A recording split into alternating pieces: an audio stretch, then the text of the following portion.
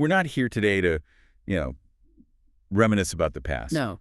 History, as it's often taught, can feel like this sequence of events that happened to other people a long, long time ago. It's very detached. Exactly. But archives are something else entirely. They are not history. They're blueprints. That's the perfect word for it. Blueprints. They contain the original architectural decisions, the ones that are often forgotten, that define the invisible walls we all live inside today, right now, here in 2026. And when we open these sources, we're not just reading old magazines. We're looking at a machine that is, for all intents and purposes, still running. It's running on instructions that were programmed decades ago. And our sources for this deep dive are two incredibly dense and revealing issues of Soviet Union magazine. One is from March 1978. And the other? From October 1982. And these aren't just random snapshots. I mean, the range of strategic decisions laid out of them is just astonishing. It's everything. It's Cold War geopolitical maneuvering. It's massive centrally planned investments in rubles. You see specific plans for agricultural reform.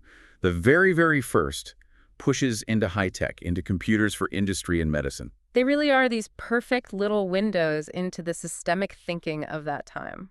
So what's our mission today? What are we trying to do with these blueprints? Our mission is purely analytical, almost surgical. We're doing a structural analysis to find what we're calling the 0-kilometer moment. The starting point. The absolute starting point. The initial decision or the narrative or the specific way money was allocated back in 78 or 82 that directly created some non-negotiable norm of life for you, the listener, today. And to do that, you have to strip away all the emotional baggage of the era. Right. You have to. You have to ignore the political slogans, the revolutionary talk, and just look at the cold operational logic. How did the machine work? And when you do that, when you look at these documents with that kind of detachment, one central tension just leaps off the page. It really does. It's this enormous gap between the macro-level ambition, the huge centralized investment plans, this idea that you can solve any problem with a big enough budget. And then the reality on the ground. The reality. The deep, ingrained inefficiency of the micro-level execution of daily life. The system's default setting is always scale. Always. If a pipeline is inefficient, they don't look at the institutional flaws and how it's managed locally. No, they propose a bigger pipeline, a faster one. A much bigger pipeline. And that drive, that structural preference for scale above all else, that's the thread we need to follow. Yeah, okay. So let's do it. Let's dive straight into the engine room and look at the DNA of our current economic reality. We're calling this first part the genealogy of current reality. Right, because we are trying to identify that core mechanism, the one that was activated back then and is still running the show today. So what's the theme? What's the big idea that jumps out from both 1978 and 1982? It's this profound, and you could almost say blind faith in centralized technological leapfrogging. Leapfrogging, so skipping steps. Skipping all the hard steps. It was seen as the primary solution to these deep structural, economic, and organizational problems. The core belief was that you could bypass all of your internal inefficiencies, you could overcome flaws in how you distribute resources, you could even catch up to your global competitors, simply by acquiring or inventing a better machine, a bigger machine, a more advanced machine. On the surface, that just sounds like modernization, right? Every country wants to modernize. It does, but when you dig into the sources, you realize it's a very specific strategic choice. It's not just modernization. It is an active decision to substitute technology for deep, painful organizational reform. So instead of fixing the broken organization, you just give it a shiny new tool and hope for the best. Precisely. And that's the mechanism they launched. It's the one that, you could argue, still defines us. A strategic dependency on acquiring advanced tech as a replacement for fostering genuine, competitive, internal efficiency. They chose the shortcut. So how was the shortcut presented? How was it sold? Well, it was framed in the archives under what we're calling Narrative A, the centralized, technocratic solution. Sounds impressive. It was meant to. It was sold, both inside the country and to the outside world, as the fastest, most rational path to modernizing and, crucially, to achieving technological parity with global standards, and doing it without any delay. You see this choice, this political decision, really crystallized in the activities of an organization called VO Licensing-Torg. Yes, the State Foreign Trade Association. Their whole job was buying technology licenses from other countries. And the 1978 article isn't shy about it. It boasts about the sheer volume says Licensing-Tort had already acquired over 420 licenses since 1968. This wasn't just casual shopping. I mean, this was a deliberate, massive, strategic acquisition program. And they were targeting the most critical sectors of the economy. When you look at what they were actually buying, the specifics in that 78 source, you see they're going right for the bottlenecks. Yeah, exactly. They bought licenses for advanced metallurgical processes, for complex chemical production. These are the absolute building blocks of a modern industrial state. The article mentions, for example, a high-speed wire drawing technology from Italy. Right. And even consumer goods technology, like the Rolleiflex camera licenses, which they sourced through Finland. Okay, so that distinction is critical. The choice to buy a technological blueprint instead of developing your own. Why was that shortcut so tempting? Well, for a few reasons. The first and most obvious one is time. Right. Domestic R&D is slow. It's slow, it's politically risky, and you never know if it's going to work. Buying a license gives you immediate access to a process that's already been proven, already tested. It takes a lot of political pressure off the state planning bodies. And I imagine it's an easier sell internally. Oh, much easier. Proposing a big, successful foreign technology purchase that shows immediate results, that's an easy win to push through the centralized bureaucracy. It's much, much harder to argue for a decade-long, complex, and probably disruptive process of building a whole new R&D system from the ground up. So the focus was always on speed, rapid deployment. Get the foreign tech, plug it in, and bypass the rigidity of your own planning cycle. That was the logic. And the scale they were thinking on, I mean, it's breathtaking. It is. The 1978 plan overview casually throws around figures like 110 billion rubles of investment. And that's specifically for capital construction and technical re-equipment. Yes. The solution to any problem, any production shortfall, was never, let's decentralize and let local managers figure it out. It was always, always sheer centralized scale. Build another huge factory. Expand an existing producer like Electrostal. It's always the mega project, the top-down spending. And what's fascinating is that we see this exact same logic being applied to social services, too. It wasn't just for industry. You're talking about the 1982 article? Yes. By 1982, the same mechanism of centralized tech deployment was being used to solve public health challenges. The article on the health system in Zaporozhye is incredibly revealing. It talks about the introduction of electronic computing machines, EBMs. EBMs. They were brought in for mass prophylactic medical screenings and centralized cardiac diagnostics. Okay, let me just stop you there because this feels like a really crucial point. The problem was that doctors were overworked. Right? They were overwhelmed by the need for mass screenings. Absolutely overwhelmed. So they didn't propose hiring more doctors. They didn't propose building more local clinics or making them more efficient. No. The immediate mandated solution was the big machine, the centralized digital apparatus. So narrative A again. The centralized digital machine will solve the systemic overload. That's it. The EBM was designed to manage this huge influx of data from millions of citizens to identify health risks proactively before they became serious. So it was really the first structural move toward treating public health not as a series of individual clinical problems, but as a single centralized data problem, one that required an integrated, high-tech, planned solution. So that's the then. This strategic dependency on the quick fix of acquisition, this deep trust in the centralized technocratic solution. So let's fast forward. We bring that logic to today, to 2026. What structure has that initial strategy hardened into? It has solidified into something we call systemic norm B, structural reliance on centralized tech stacks, and the perpetual import substitution cycle. The perpetual import substitution cycle. That sounds exhausting. It is. The initial dependency that was established by Licensing-Tort back in the 70s, where you used foreign tech as a shortcut to get to parity, well, that evolved. It became the permanent reality of 2026. A reality of these massive mandatory import substitution programs. Yes. And that is the absolute core of the inertia. We are today repeatedly spending huge amounts of public capital. Not on fundamental game-changing R&D. No. We're spending it on these high-cost, incredibly time-consuming campaigns that are designed simply to replace foreign technologies, technologies that were never successfully integrated or mastered or innovated upon in the decades after we first bought them. So it's an economic spiral, a trap. It's a perfect trap. Because when you just buy a license or a blueprint, you often don't get the deep, the tacit knowledge, the stuff that's not written down. The knowledge you need to actually service it, upgrade it, or pivot when the global market changes. Exactly. The institutional memory just isn't there. So that initial dependency, which was sold as a temporary measure, a short-term boost, It becomes a structural debt. a permanent structural debt. And 40-odd years later, that debt shows up as these recurring bottlenecks in our domestic industries, as high manufacturing costs for anything advanced, and as entire sectors of the economy that are just structurally incapable of developing on their own in a world-competitive way. So the system is just locked. It's locked into this cycle of perpetually chasing technologies that it first acquired decades ago. The shortcut has become the longest, most expensive detour you could possibly imagine.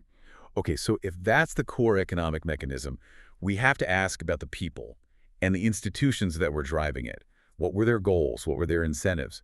This brings us to our audit of institutions and incentives. Right. And in the 78 and 82 archives, the power structure is laid out very clearly. You have three dominant types of institutions. The first being the state planning bodies, the ones with the money and the power to dictate what gets made. Then you have the centralized trade and tech agencies, your licensing courts, the ones responsible for actually doing the work. And finally, the mass media, whose job was to explain why all of this was a great idea. And crucially, their incentives were not based on efficiency in the way a consumer or a small business owner would understand it. They were based on very specific, measurable, quantitative metrics. Metrics designed to justify the centralized process itself. Precisely. For the state planning body, success was simple. Did you hit your raw production targets? The 1978 plan update is a perfect example. It's not talking about quality of life or consumer satisfaction. Not at all. It's laser-focused on the production quota.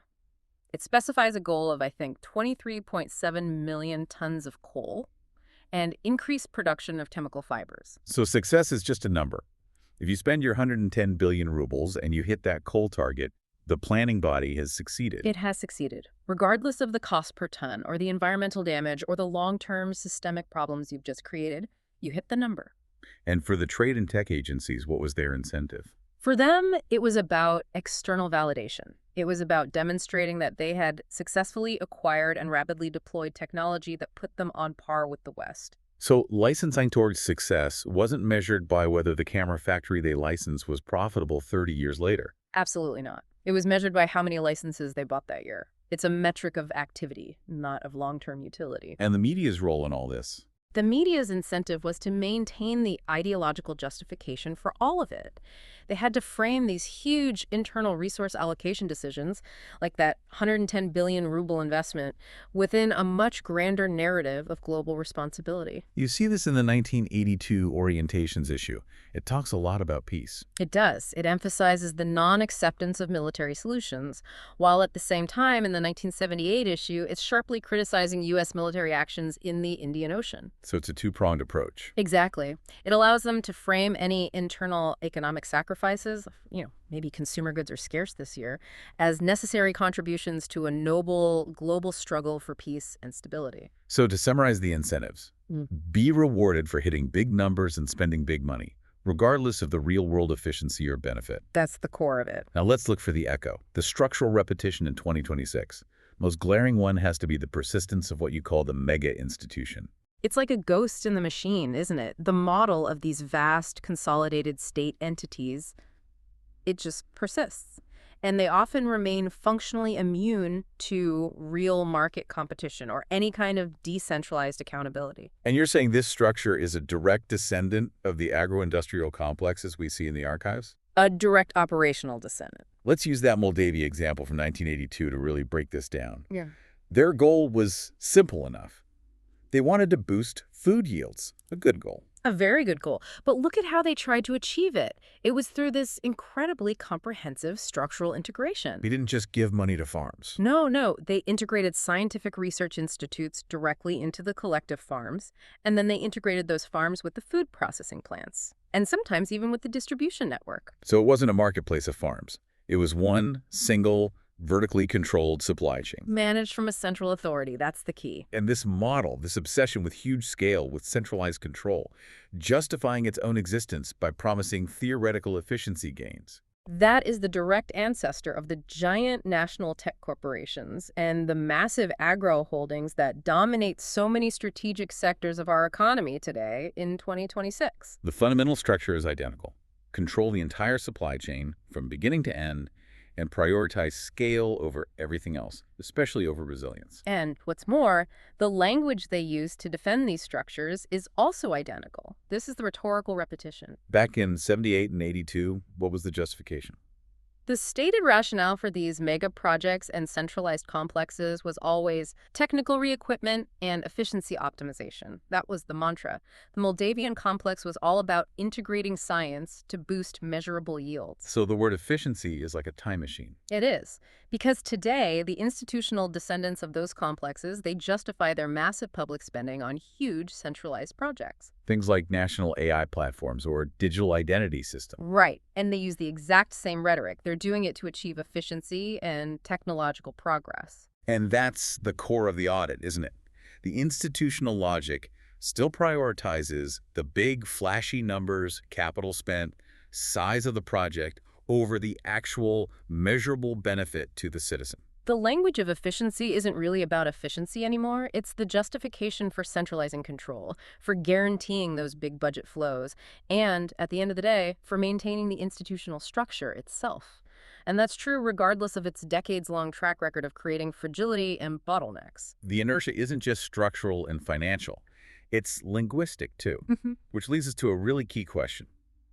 What things were sold as temporary back then that have now become permanent parts of our 2026 lives? This is what we're calling the temporary trap. And the first, and I think the most corrosive trap, is the idea of constant geopolitical mobilization. In the archives, the global situation isn't presented as just a temporary challenge, is it? No, it's explicitly framed as a state of perpetual tension. It requires constant vigilance and therefore the continuous allocation of massive resources. It's a permanent state of affairs. The 1978 article on international affairs is a perfect example of this framing.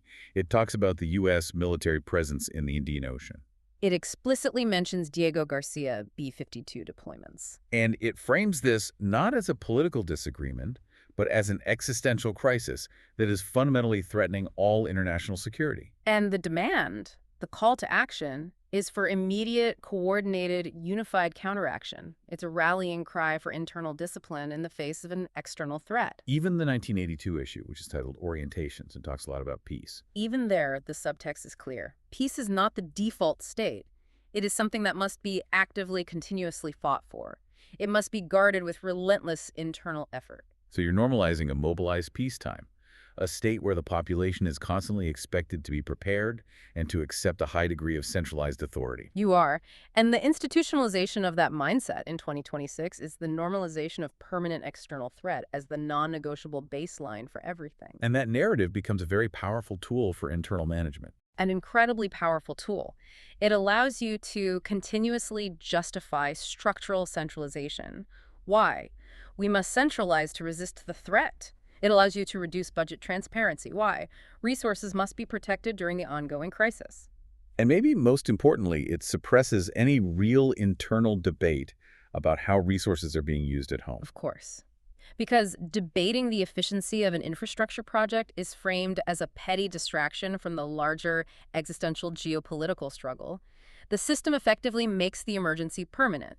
The exception becomes the routine. The second temporary trap you identified is a technological one. Yes, emergency technological catch-up. We talked about license Scientorg's aggressive purchasing, more than 420 licenses in about a decade. And that was presented as a temporary measure, a short-term accelerated program to close a technology gap quickly. A one-time burst of effort to get on a level playing field. That was the sales pitch. But the actual structural result wasn't closing the gap. No. The result was the institutionalization of a permanent crisis of technological dependence. So the system is now locked in a cycle. It's completely locked. Instead of fostering the kind of internal, distributed innovation you need to actually compete globally, the resources are continuously diverted into these huge, expensive, time-consuming campaigns to substitute for technology that was bought 40 years ago and never truly mastered.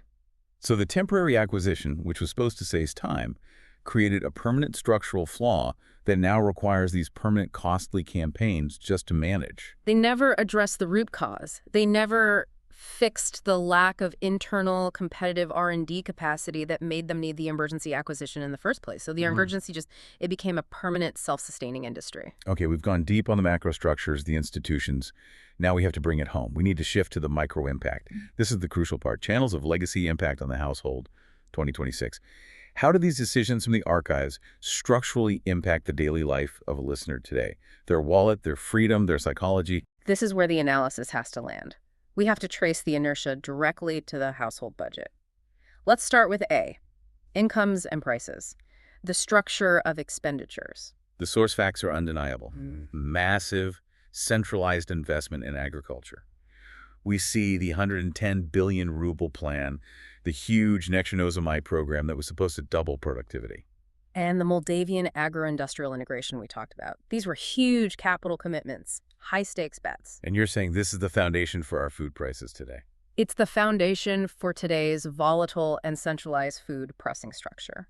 The logic of centralization, which you see so clearly in those Moldavian complexes, it prioritizes theoretical efficiency from unified control. But in doing so, it creates a system that is inherently brittle. You sacrifice resilience for scale. You sacrifice resilience and diversity of distribution for scale, yes. And that structural fragility. That's where my household budget comes in.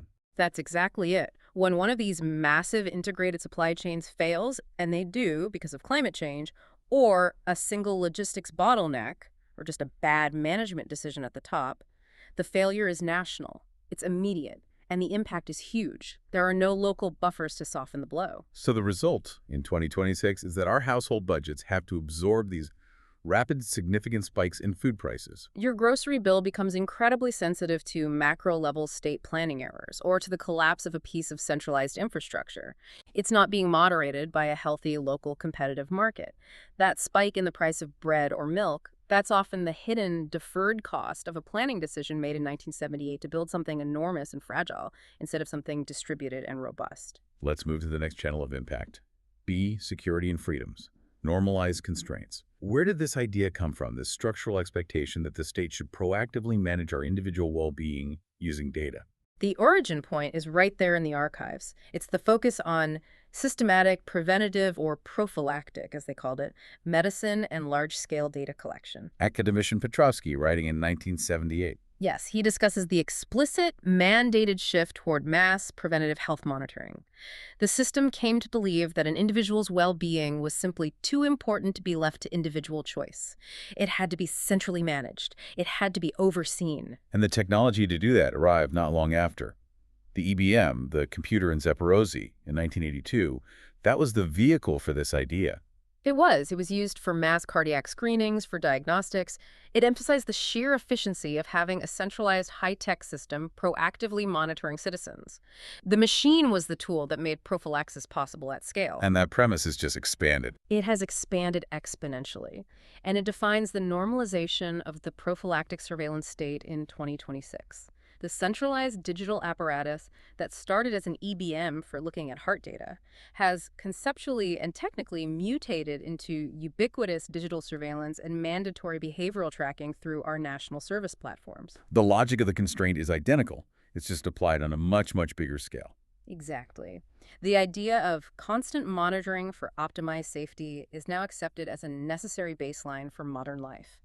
If you want seamless access to state services or specialized healthcare or even career opportunities today, you have to accept a level of digital surveillance that originated in the logic of centralized health management 44 years ago. The focus of that centralized preventative control moved from just monitoring the heart to monitoring the entire digital and behavioral life of every citizen. And that brings us to the final channel, C, psychology. Routine fears.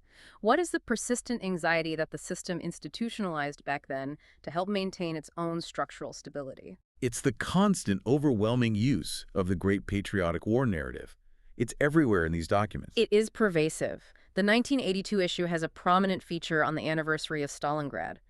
And it meticulously, deliberately ties the national identity directly to concepts of collective sacrifice, of absolute unity, and of a continuous existential struggle against powerful external forces. And they even bring in outside validation. They use a quote from President Roosevelt from 1943 to frame their victory not just as a local achievement, but as a global turning point. Which imbues their current geopolitical struggles with that same sense of ultimate existential importance. And this relentless historical framing, what did it achieve? It achieved the institutionalization of external anxiety. The structural consequence for us in 2026 is that the fear of a high-stakes existential conflict is no longer a rare crisis event that demands a brief, unified response. It's a daily, pervasive psychological baseline. It's just the weather. It's the weather. And what does that pervasive, institutionalized anxiety do for the power structures we've been talking about? It helps maintain them. It's an invaluable tool for structural maintenance. It justifies austerity. We have to reserve resources for the struggle. It reinforces centralization. Decisions must be made quickly and secretly at the top. And, crucially, it dramatically reduces the public's tolerance for any kind of ambiguity or deviation from the approved narratives. Because when stability is constantly framed as this fragile collective struggle, a story that's been told continuously since those 1978 articles about the Indian Ocean and the 1982 commemorations, the structural status quo, no matter how inefficient it is never really challenged. The system invests heavily in this emotional architecture. It has to, because it is the most effective way to ensure its own centralized inertia continues indefinitely. That's a powerful analysis. We've mapped the inertia, the institutions, the impact on the listener's life. Now we need to pivot and look at what the system couldn't see. This is part 5. Blind spots of the system. What did the 1978 and 1982 archives, because of their own limitations, just fail to see? And does that blind spot still exist today? This is a fascinating part of the analysis, because the things they celebrated often highlight their biggest failures. The first critical failure is blind spot 1, the cost of distribution and maintenance. They love to celebrate capital investment. The 110 billion ruble plan, the huge construction projects in Necronozomy, the growth of factories like Electrostal. There's pages and pages of glorious coverage of construction. The input metric. Right.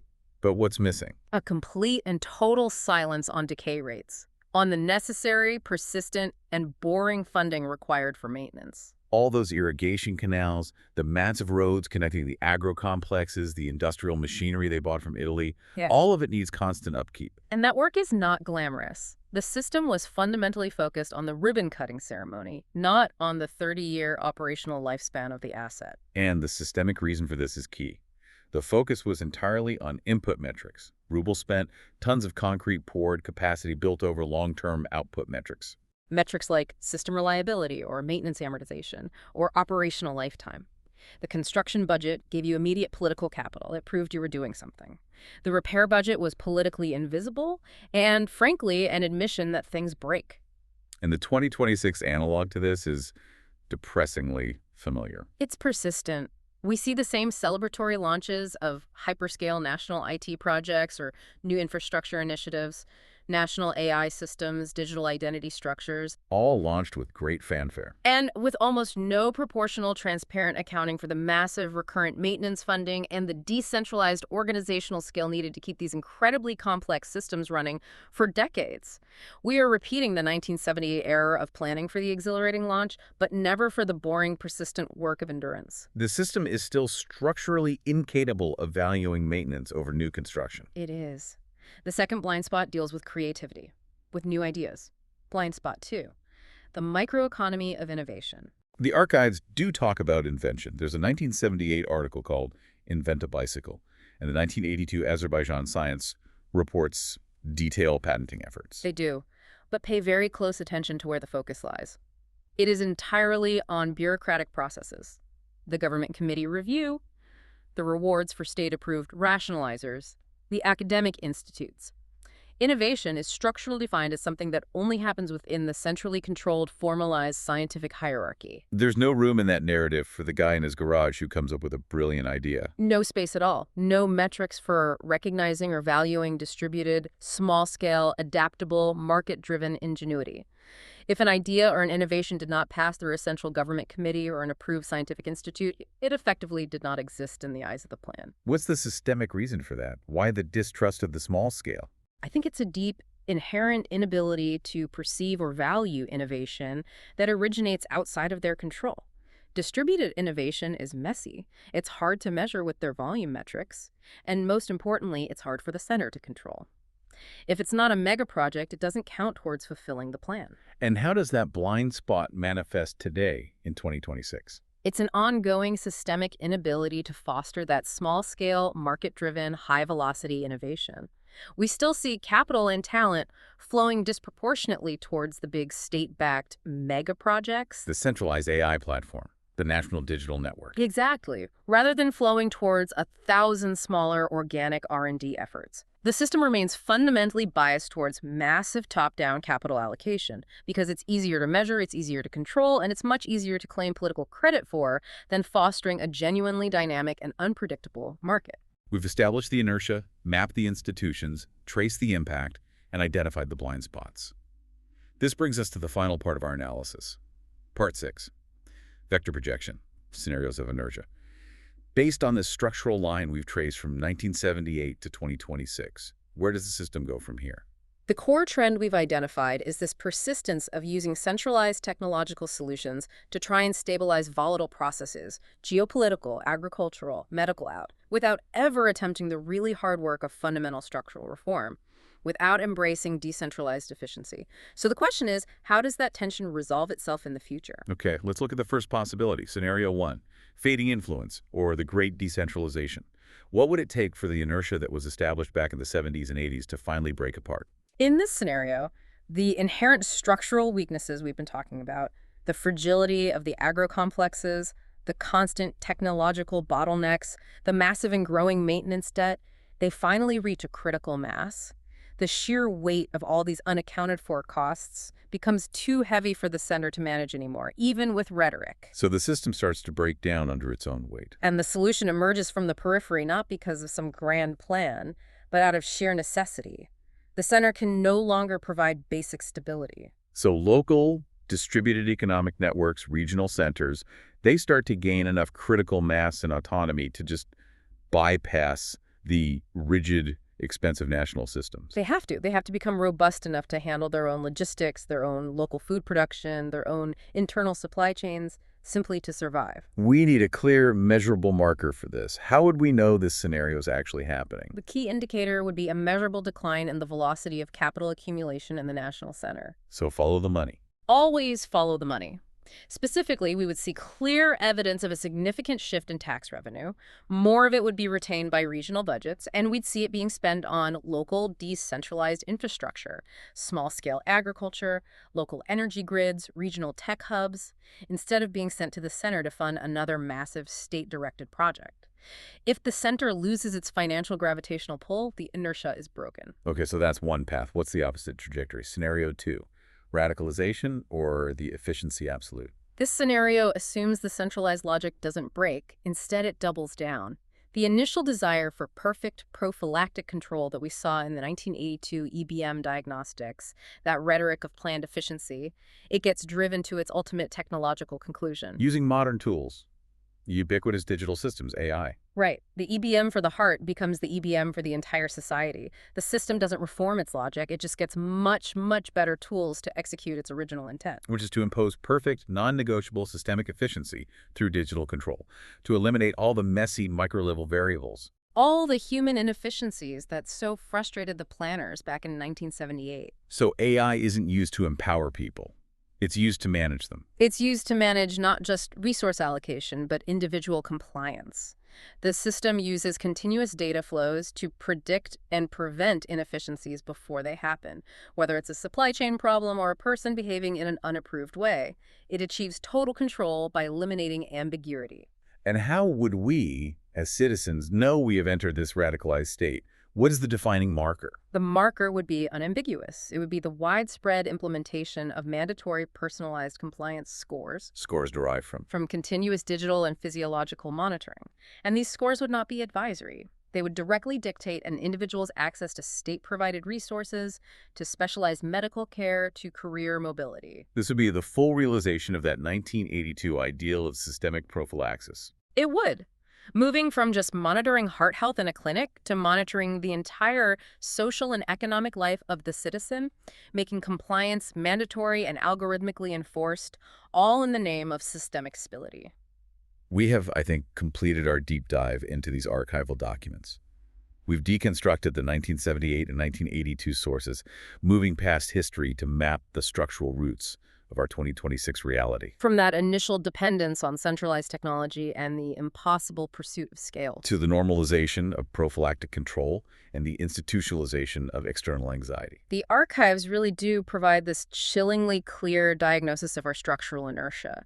The systems, the justifications, the biases that were established almost 50 years ago, they are not historical footnotes. They're the active parameters. Yeah. They define how capital flows, how our institutions operate, how our food is priced, and how geopolitical tension is constantly managed today. The system's greatest investment, as these archives show, was never in progress. It was always in the preservation and the refinement of its own centralized structure. It just keeps finding new technological ways to execute an old structural logic. So here's the final provocative thought for you, the listener, to take away from this. The next time your government announces its next great efficiency program, spending massive amounts of capital to solve a systemic problem, whether it's an import substitution drive or a new national digital platform, ask yourself one question. Are they solving a real external problem, or are they simply refining a structural logic that was established 5 decades ago? Is it genuinely efficiency they're searching for, or is it just the sophisticated maintenance of inertia?